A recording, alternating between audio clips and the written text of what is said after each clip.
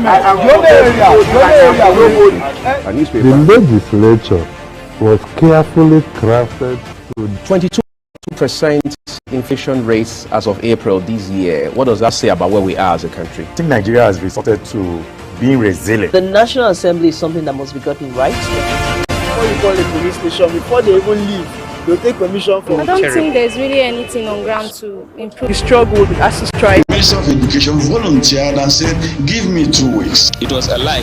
The president never gave me any deadline.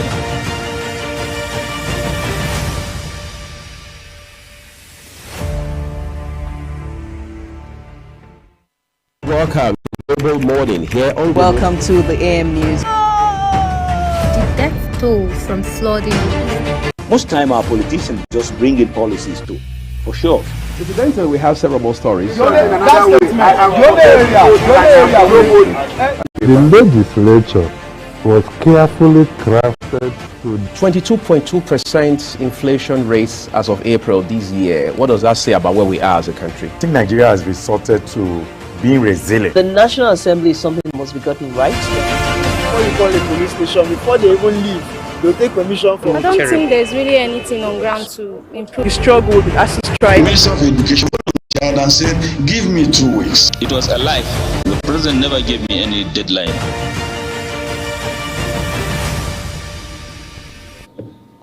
A very good morning to you. Thank you for joining us here on Global Morning, here on Global Television. We're live in Nigeria's capital, Abuja. I'm Muyi Agmofwegbe. It's always a delight to be here.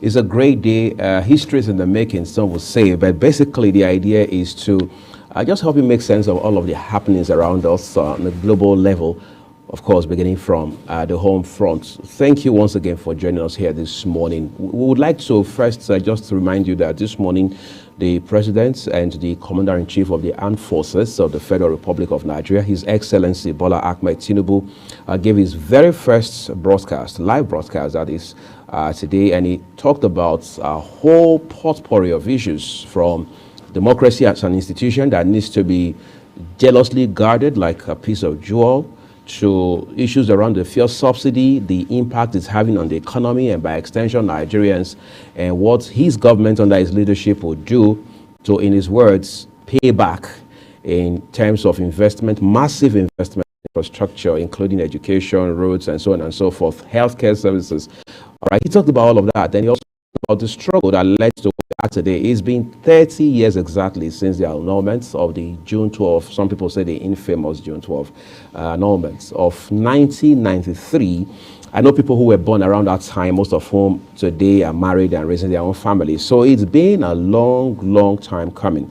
So on the one hand, for the president himself, this is personal, on the accounts of the fact that he was a part and parcel of that struggle for democracy. So he understands in total where we are today and how we got here. And then on the other hand, it is a big day for Nigeria because 30 years is a long time, and as such should form basis for us to reflect on the struggles we have gone through as a country and as a society, and what this day means for us. So it should be sober reflection for us in the area of peaceful coexistence, regardless of religious beliefs, partisan affiliation, if you like, political sympathy, and so on and so forth. So today is a big day for us regarding the conversations we need to have about our national development in this country. But then we also need to use it as a basis to discuss the problems that we have, which the president has time and again promised will be dealt with one at a time. And he has also talked about how that Nigerians need to repose confidence in him, trust him and his team to be able to bring about that turnaround that we so much desire. Incidentally, I'm joined by Jairus Paul, who is an in-house commentator for us, and it's a privilege to have you on the program. Thank you. It's a privilege too. Thank you. So Paul and I will be taking a look at all of these issues around the national developments that we're talking about, and of course we're going to also take a look, quite frankly, at several of issues around fuel subsidy, because obviously most Nigerians can relate with that. But first, let's turn quickly to the papers for you. Let's see what we have in today's papers. We're beginning with the Daily Independent with a picture of the president. There says, June 12 address, let's sacrifice I feel your pains on subsidy removal, Tinubu. And then with some riders here, gives reasons why he suddenly ended fuel subsidy regime, asks citizens to guard, protect democracy like precious jewel. Serap sues Tinubu over missing $2.1 billion, 3.1 trillion naira subsidy payments.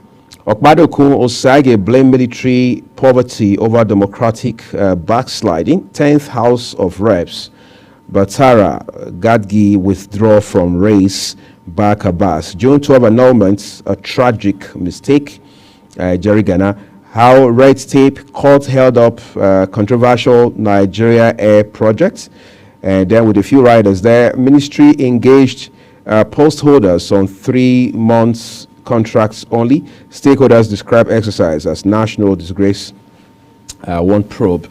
That's an issue that we'll spend a part of this week talking about, the controversy around the Nigeria Air that has become more of embarrassment than it should be a blessing to economic development. So I'm just going to turn to Paul now quickly. I'm sure, I mean, you also followed the speech by the president this morning. So what's your assessment, basically? First, we want to say thank you to the president. This is first appearance for the democracy that we are celebrating today after 30 years.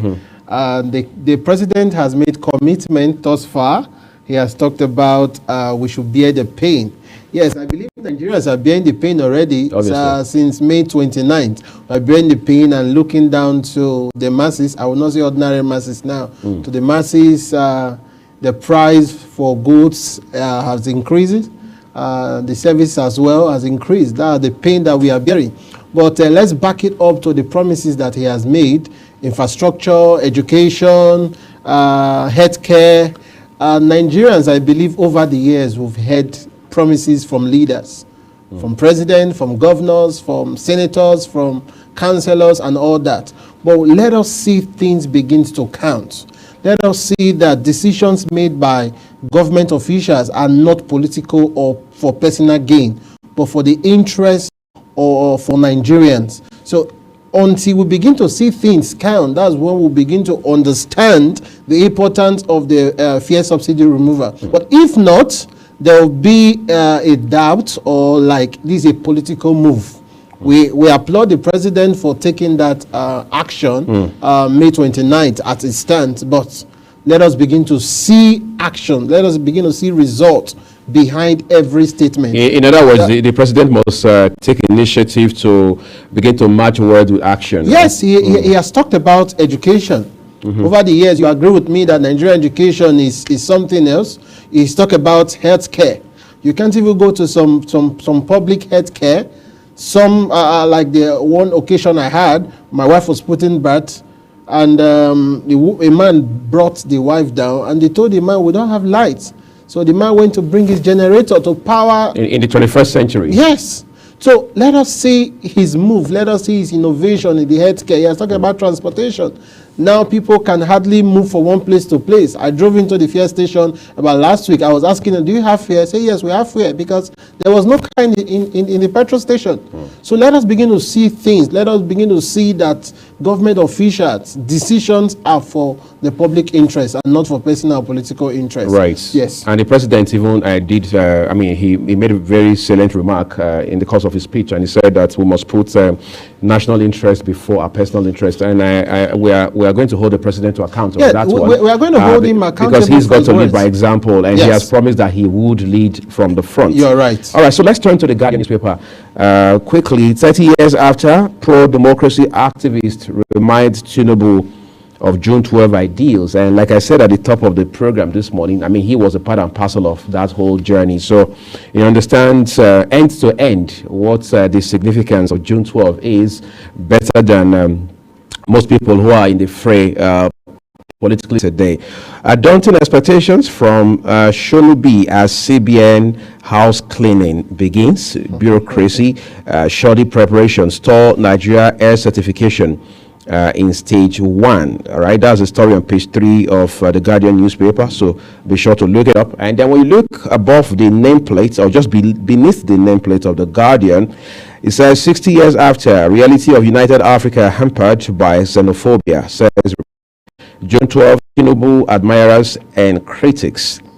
Nigeria's democracy imperfect but has scored gains, says EU. All right, those are big stories from The Guardian. Let's look at the Punch quickly before I turn again to talk to people for a minute. Democracy Day, Tinubu hails MKO Abiola promises to ease subsidy removal pains.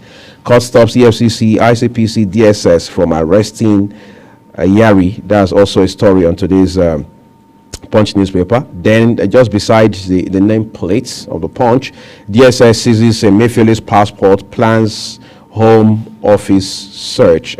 Paul, just last weekend we're having this back and forth as to whether the DSS actually had the suspended CBN governor in their custody or not. But again, we know better now because the DSS has officially come out to say, look, he's in our custody, we're carrying out investigations and so on and so forth. Just today, news is telling us that his passport has been confiscated by the Department of State Services, and going forward, there will be action to go search his office and residence and so on and so forth. And we are made to believe these are standard procedures. But let's take a look quickly at, if you like, the rise and fall of Godwin Emefiele, as one article referred to him.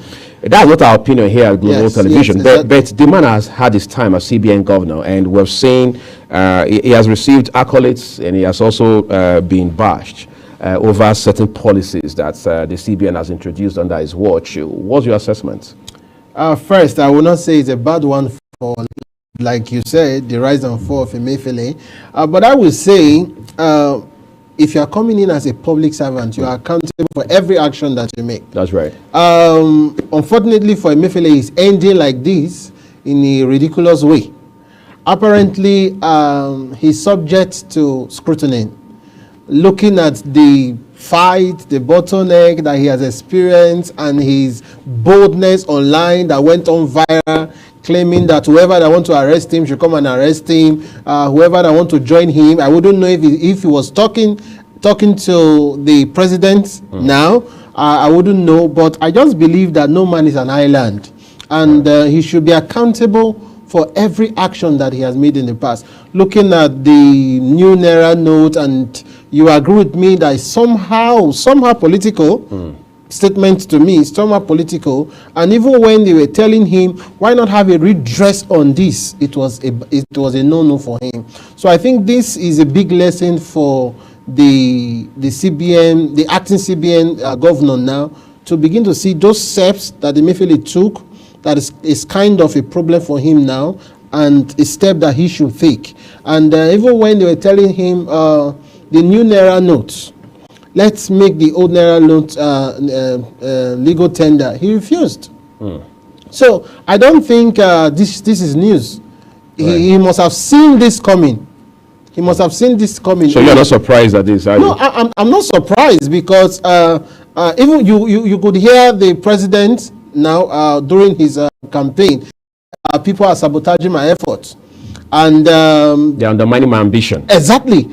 And the stress citizens went through. You could not go to bank, you could not withdraw. People were selling Naira in our own country, and the CBN governor had nothing to say about it. People were paying. I mean, I know this first time. How that some persons around me, some of them my colleagues, paying as much as 1,500 to be able to withdraw 5,000 from. Withdraw. That is when it's available. I remember one time a man in my presence, a very well-known man, called a woman and said, please, I need 100,000. He said, oh God, I need 5,000. So, and you could see pressure in his society. Right. And the CBN governor had nothing to do about it to him. That's why I said decisions made by public holders should be of the public interest, not political, personal. Don't use your office to fight a party. Don't use your office to fight a person. Don't use your office to fight an ambition. Use your office to promote the democracy that we are celebrating today. Use your office to promote unity and oneness that we are clamoring to. Is a bad one for him, but I believe the DSS will begin to unravel some issues as Nigerians await some things. Okay, so on that note, we're going to turn to the inquiry. That's the Abuja inquiry now. Just one headline of plates of the Abuja Inquirer. Nigeria Air How Rep asked for 5% bribe from our minister. Of course, that story is replicated across major dailies today.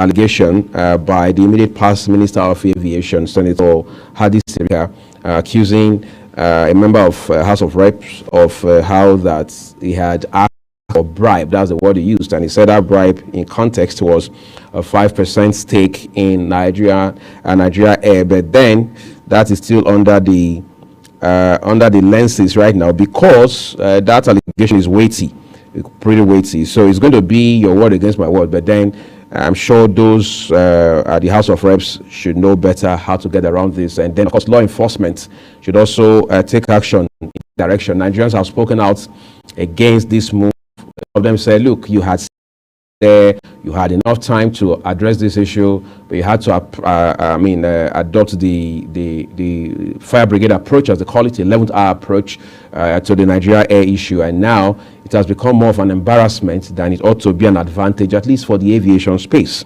Okay, so we have a big story on the front page of the Abuja Inquirer here. It says gunman shoots U.S. embassy official in Abuja. Embassies heighten security. Okay, so we move on to other papers quickly, but this time it has to be the Sun. That's the Daily Sun. Okay, the Daily Sun has a story here with several pictures in front of it. Okay, it says we must bear pains of fuel subsidy removal. Tinubu pledges to govern with fairness, respect for rule of law.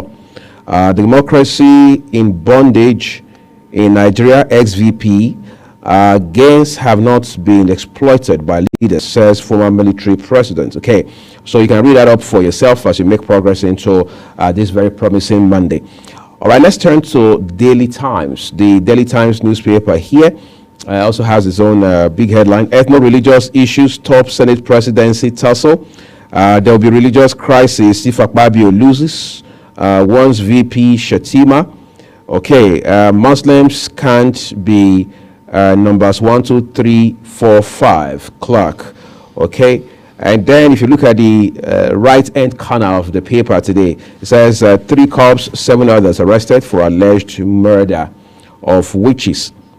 Naira wobbles, stocks markets down amid Emefiele's suspension detention. That's according to World Bank. You see, these are some of the signals we're trying to avoid. And you know, markets are extremely sensitive and they can be very volatile as well. So with the arrest and subsequent detention, and now we're hearing about the investigation, confiscation of passports of the suspended CBN governor, you can imagine how much of blow that would deal to the market. For those who follow the markets, you understand the sensitivity of these issues. So naturally, all of the issues around the suspended CBN governor are now sending shockwaves to the market. So investors are reacting and markets are also moving accordingly. That's not a good place to be. We hope that changes as quickly as possible. All right, so there's another headline here on the Daily Times. It says Nigeria Air Reps Aviation Committee Chair asked me for 5%. We're only hoping that this doesn't result in another off the mic moments. Nigerians are tired of this embarrassment on a national scale, quite frankly. Okay, so let's turn to the Vanguard newspaper, everyone, and then we'll get talking in a minute. All right, the Vanguard says June 12 as lesson to drive Nigeria's development. Edwin Clark, IBB, Atiku, Obi, Ghana, others.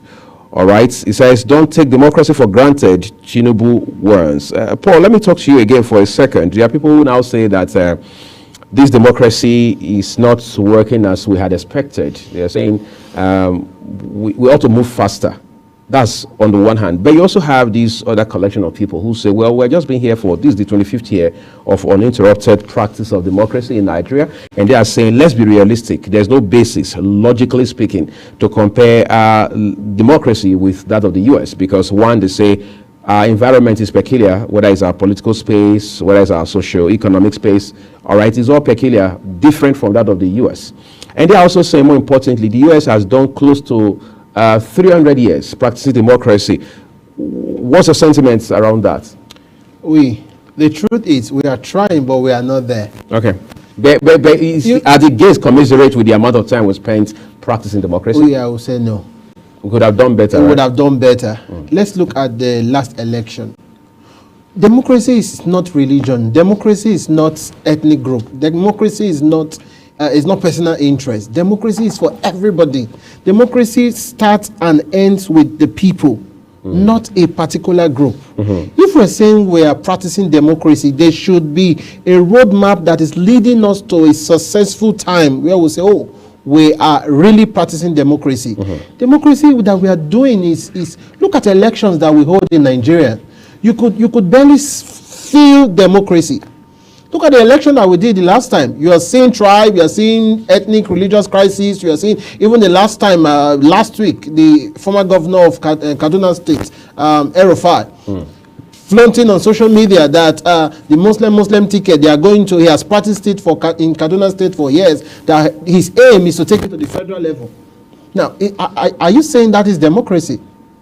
Are you saying that kind of person should be a public office holder? Are you saying that kind of statement will not ignite religious crisis? Are you saying that kind of statement will not make some particular religion feel that, oh, it's true, we have been neglected, we have been isolated, and there is no need encouraging the people in our space to practice democracy? So if we say we are practicing democracy, public office holders should be reoriented, should be guided. We are celebrating MKO Abiola today. Was he tribalized? Yes. MKO Abiola was a Yoruba man, but it was not all about Yoruba people. He was all about fighting for Nigerians. Can we say the public holders today are fighting for Nigerians? You could, like you said, maybe we're going to have another off the mic, where the chairperson is asking Sirika 5%. Allegedly. Okay, let's say allegedly, but there's no smoke without a fire, we are hoping to get to a point where we have both of them in one room, all right, maybe having a back and forth about all of this. People now see political position as a weapon to fight their opponents. Right. If we keep this in back of our mind that, oh, we offended me in my state, I want to become the governor. Miller becomes the governor. I'm destroying your houses. Like what is happening in Kano State today. Oh, Miller become the Senate president. I go after you. No. By the time we see and appreciate democracy, we will begin to enjoy this country called Nigeria. I quickly want to react to that very incisive point you raised about immediate past governor of Kaduna State, Malam Nasir El-Rufai, kicking some sort of religious dust, if you'd like, right? I'm happy on the one hand that you now have people, notable Nigerians who are reaching out to say, look, somebody should call this man to order. Some people are even now calling on the president to say, Your Excellency, call this man to order. Exactly. Because some people say he's looking for relevance. Why that may be true, but this is beyond relevance.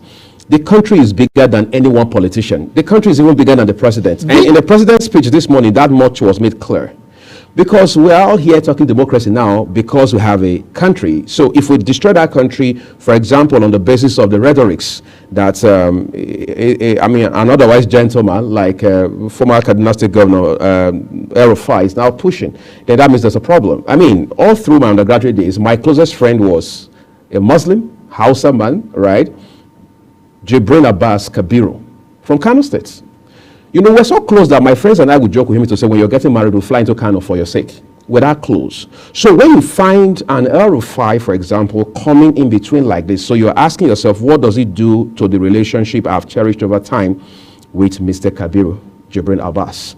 So we're saying this to say that people must respect others, whether you share their religious belief or not, whether you share their ethnicity or not, because in the end, when politicians meet at the party level, when they hold their midnight meetings, they really don't care who is from where. It's interest. It is their narrow interest they are discussing. They don't even discuss for personal gain, not even for public interest. Exactly. They don't discuss how to make rules. They don't discuss how to build schools or renovate dilapidated health facilities. So we're saying, for once, let's have a Nigeria that doesn't amplify religion and ethnicity, and instead is looking at how we can unite, because you can't build a country without unity and peace, and people like El-Rufai should understand that like yesterday. The truth is, people begin to see themselves bigger than democracy, bigger than Nigeria, bigger than everyone. Like you said, like what the Khan president in Kaduna State said that El-Rufai is looking for relevance. But yes, he's looking for relevance, but on the other hand, he's destroying... Yes, the fabrics of our nation. Yes, destroying the country. Okay, for example, now, maybe the other religion, the Christian religion per se, wants to go by that statement and begin to incite violence. So, are we going to have democracy? Without Nigeria, you have no president. Without Nigeria, you have no governor. Without Nigeria, you have no Senate president. Right. We are clamoring for Senate president, speaker, president, governors today because we have a country that we are calling our country. So El-Rufai should be called to order. He should apologize for that statement. Like you said, my best friend in camp then was a Muslim man, Musa. He's in the NDA, he has passed out now, he's serving. Almost every week we talk. If I understand this is your fate, I accept it and don't fight you. You accept my fate and don't fight me. I see no reason why we shouldn't be together. Right.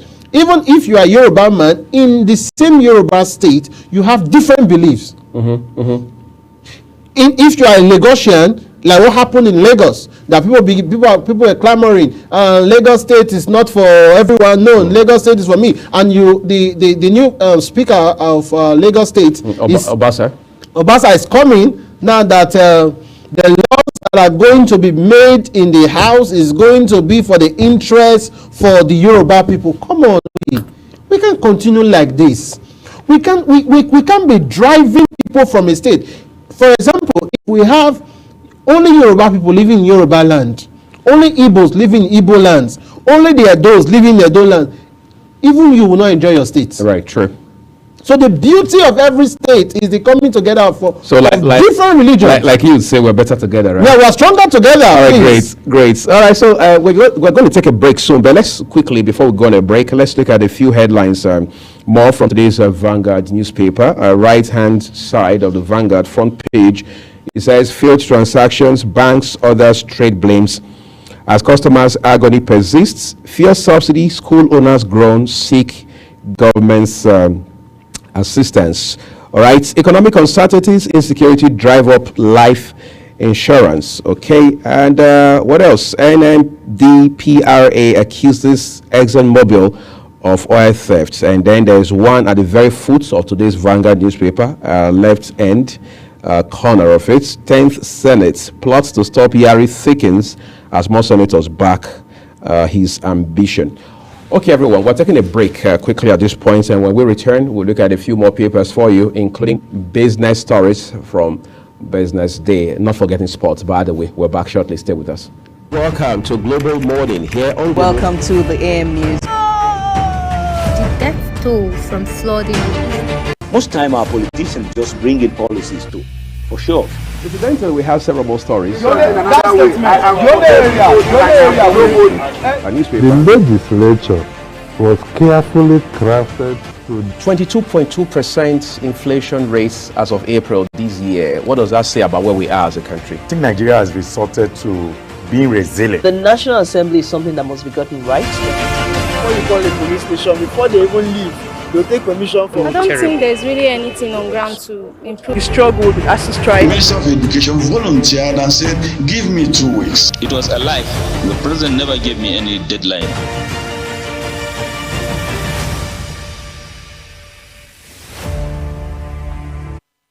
Thank you, everyone, for staying with us. Let's jump quickly to Business Day now, where we have obviously business stories flying all over.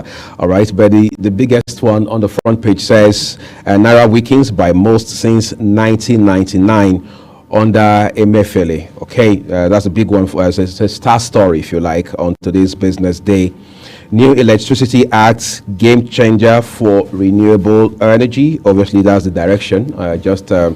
Exactly a week ago, 5th of June, it was World Environment Day, and now we're talking renewable energy. So experts say the new Electricity Act is a game changer for renewable energy. Naira stocks cool after Tinubu rally. So we now have a name for it. It's called Tinubu rally now. Okay, that's instructive.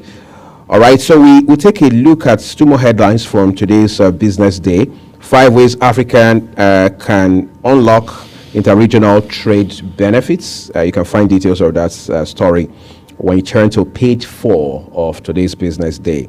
Democracy Day, Fulanis looking from outside into Aso Villa for first time. Okay, that story has its details on page 39. All right. I think it's too early to say because we have not seen a list of those who will eventually make the cabinet. Sorry to come in, Uyi. I think this last headline is something we just talked about. Exactly. The ethnic bias. Ethnic bias. When you're saying Fulani is looking outside, or they're looking from outside. Looking from outside Right. into Aso Rock for the first time, it automatically means that because a Muslim man is no longer the president, or an Hausa man is no longer the president. Yes, or a Fulani man is no longer the president. Yes. Pamino used this word. I was on a bike one day, and the bike man said, "Hey, K, we get him for this Abuja. And we get him for this Abuja." I was like, "Why do you say?" He said, "My brother, I be president." I told him, I said, "My brother, now be president too." So we should not look at, Yoruba man is the president. Yoruba people are in charge. Igbo man is the president. It's our government. It's our government. No, Right. it's our government. Government Right. is our government. Nobody is more Nigerian than the other. So we shouldn't use statements that makes other feel less of himself or less of herself. Right. They are saying they are looking at Aso Rock from outside for the first time. No, please. We should try to help ourselves by educating ourselves so that we can have a better Nigeria. Great. Okay, so let's take a look at sports now. Punch Sports Extra has a load of stories today, but we're just going to bring you the headlines quickly. Just to mention that Fidelis, the governor, our sports guy, will be here sometime at about 10 to bring you details of some of these big matches that were played over the weekend. All right, Punch Extra is what we're looking at now. It says 100 million naira champions. Finidi steers Eimba into 9th NPFL title at playoffs in Lagos. That's a big one for the team and indeed for Finidi George as well. All right, French Open. These are all stories now coming from just above the nameplate of Punch Sports Extra. French Open, Djokovic overtakes Nadal, wins 23rd Grand Slam title. Okay, and then what else? Pep City parts of UCL history.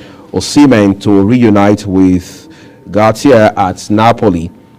All right, Hen says Wilder Joshua fight almost sealed. All over the world, that fight is one to look forward to. The one between Wilder and our own Anthony Joshua. Saliba agrees new 4-year Arsenal contract. United to miss out on Kane. Inzaghi insists Inter should be proud. Spurs consider £50 million Sancho move. And lastly, Barca to sell Fati with buyback option. Buyback option sounds like a stock. All right, but it's good. This is within the context of football business, if you like. But we're just going to quickly take a break now on Global Morning here on Global Television. We're on StarTimes channel 276, and remember our social media handle is at Global TV NG. So let's follow and keep the conversation going, everyone. We're back shortly after this break. Do stay with us. Welcome to Global Morning here on Welcome to the AM News. The death toll from flooding. Most time our politicians just bring in policies too, for sure. Incidentally, we have several more stories. The legislature was carefully crafted to 22.2% inflation rates as of April this year. What does that say about where we are as a country? I think Nigeria has resorted to being resilient. The National Assembly is something that must be gotten right. Before you call a police station, before they even leave, they'll take permission from I don't think there's really anything on ground to improve. The struggle with ASU The strike. Minister of Education volunteered and said, give me 2 weeks. It was a lie. The president never gave me any deadline.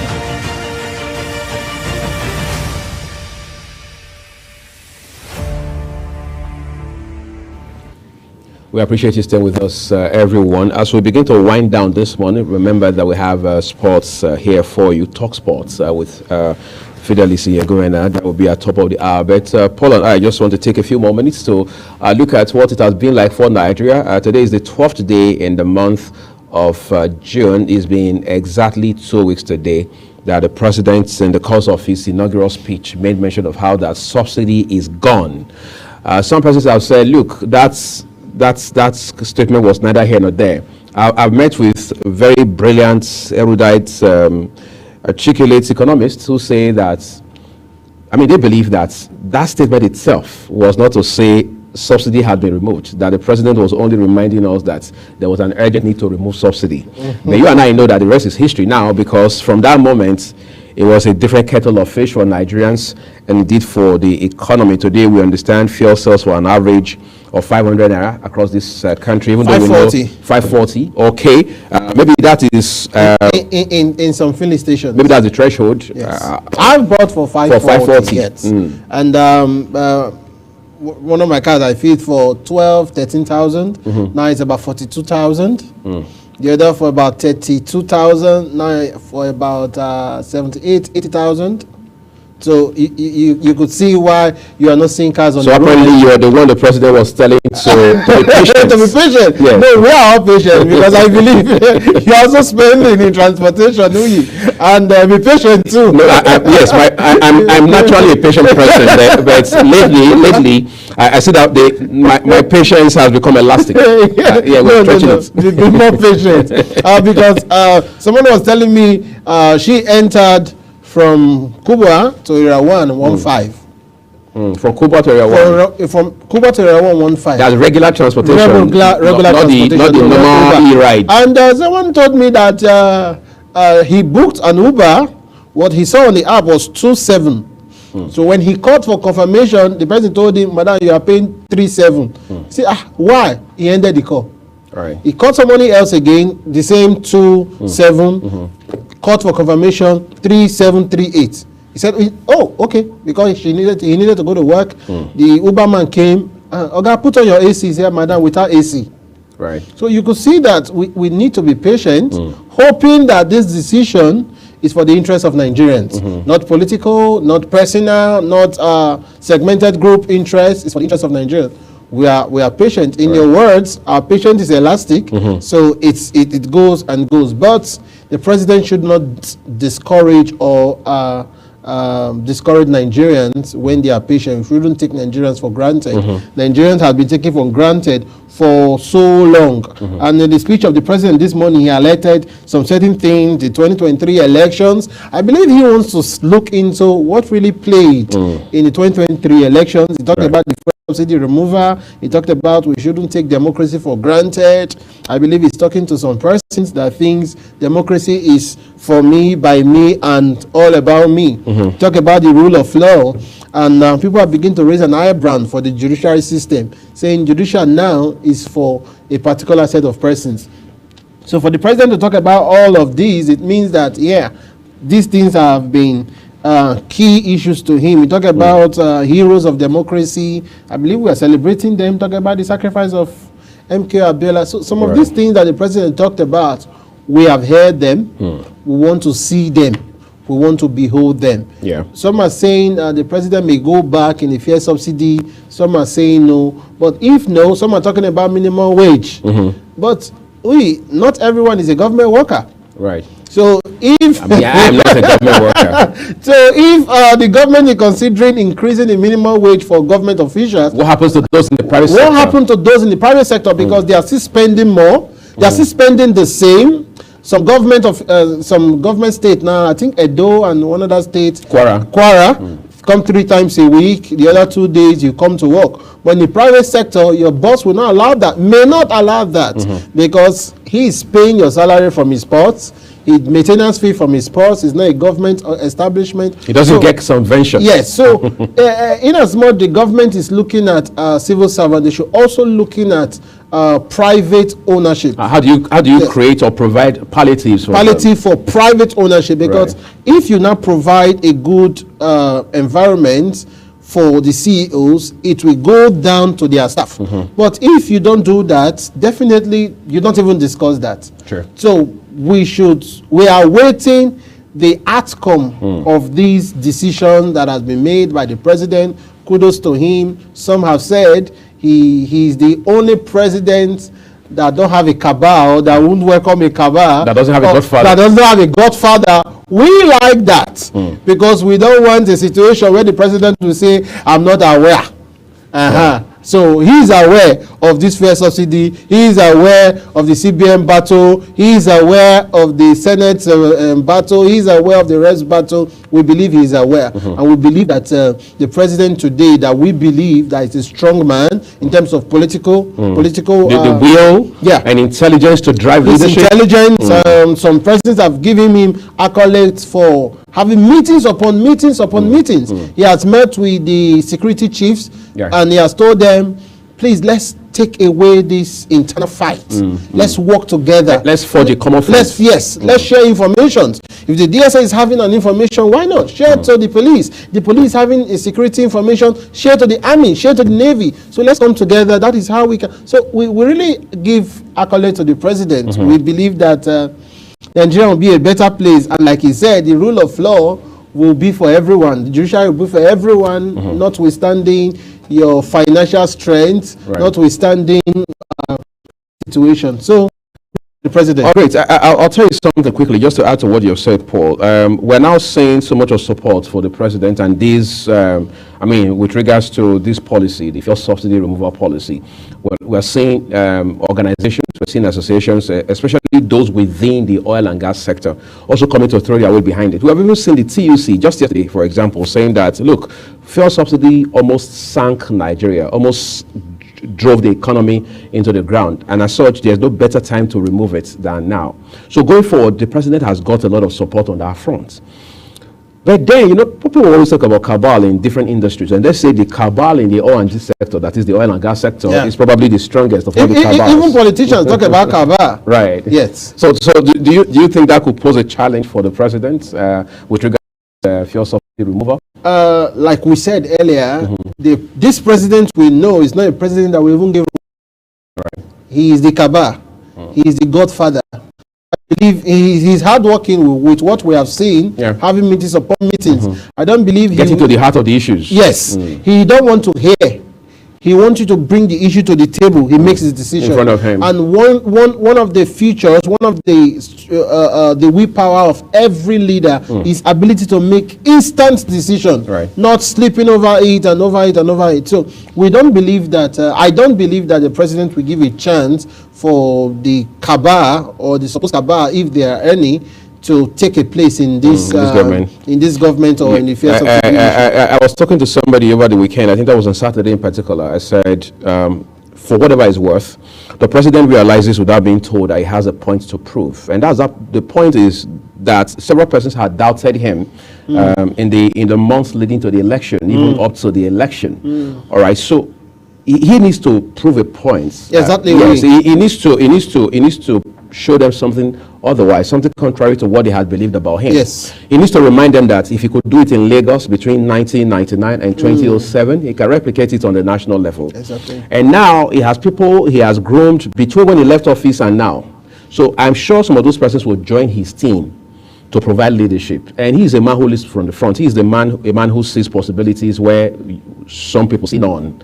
He's a man who is result oriented. And you need that kind of person for the kind of Nigeria we are all dealing with right now, because people are tired of rhetorics, people are tired of so much of talk. People want to see your talk being matched with action. And like you rightly mentioned, look at the meetings he has called since the day he assumed office. It has been about him right there at the meeting, not some delegates, not some proxies attending for him and bringing in feedback and in between communication and so on and so forth. So the president wants to lead in person, and that's exactly what he has been doing in the last 14 days since he took office. And like he said, and he continually said, he would hit the ground running from day one. And we have seen the president. We are holding him to that. Yes, exactly. Let's see that consistency. In the area of all of the examples he has been showing. I'm sure you want to add something to that before we wrap up. Yes, you talked about people doubting his leadership. Yes, a lot of people doubted his leadership. He's old, he's not fine, his health, his health, he would have done better. He was younger. But he has come out to say Miloko is done. Means he has prepared to becoming the president of Nigeria. Lagos was his CV. Right. Anywhere he goes, people want to talk. Look at what he did in Lagos. Look at what he did in Lagos. Quite fine. We want to see a better Nigeria with the CV of Lagos that he has presented earlier. We know he can do it. And we are beginning to see him very active, attending meetings, like you said, and I said earlier. Having delegates attend meeting, giving you a brief is going to be a bridge in leadership. It's going to be a bridge in attaining the height that you want to attain. If you are in a meeting, it's more better than you are sending a representative. We are no longer seeing a sick president now. We are no longer seeing an old president. We believe and we are sure it's going to be sustainable. We are seeing a president that is attending meetings upon meetings, meetings upon meetings. He has done well in Lagos in the past days, and people believe that he's a leader that knows, that has the eye for a good fish in the sea. He's speaking people that will work for Nigeria, not work for him. Let's get it right. That's the context. Because if you are looking for a Senate president that will work for you, the Senate president, even when Nigerians are clamoring for a change, because in the past administration, but the president considered him to be good. In the past years, about 20 shouting for the custom General, I think Colonel Ali retired. Yes, Ali retired. That put on uniform. He said, I can't put on two uniform. This is mine. Because I came from the army. I came from the army. I can't and the put on paramilitary. Yes, paramilitary. I can't do that. But the president said, if you are doing your job well, no need. But some person said that's political. They didn't want him. But we want a president that we appoint people that will urge Zokalu crying that he has been marginalized. They have accused him that he's a thief. Paul, thank you. Sazuwa, in-house commentator here at Global.